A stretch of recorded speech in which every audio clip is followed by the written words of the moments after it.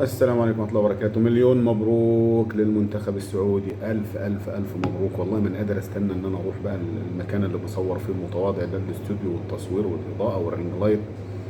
من الفرحة السعودية أمتعت، السعودية وصلت رسالة في الكورة إن مفيش فريق كبير وفريق صغير، في منتخب بيلعب برجولة وفي منتخب خطط كويس واختار كويس، وده نتيجة الاختيارات السليمة في التدريب، في المدرب، في الجهاز، في اللعيبة، بعيد عن العاطفة، بعيد عن الميول، بعيد عن الأندية، بعيد عن شعارات التيشيرتات.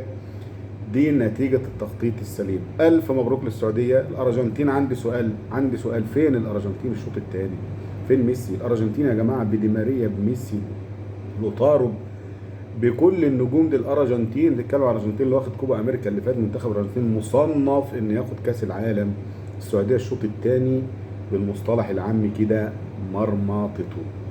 مدرب، تغييرات، توقيتات بصراحة فوق الممتازة، رجولة، جدية. وأنا عارف اللاعب السعودي لو دخل في الأجواء صعب إنه يفرط في النتيجة. العويس حاجة ما شاء الله جميلة.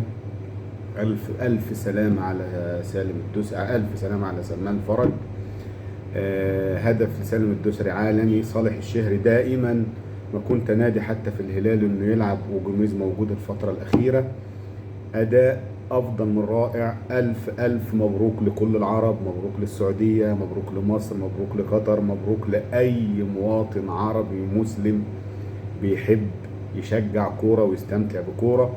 السعودية شالت الحاجز. مفيش أوروبا، مفيش أمريكا، مفيش في عرب، في عرب، في عرب. ألف مبروك، ألف مبروك، ألف مبروك. المنتخب التاني، المنتخب السعودي.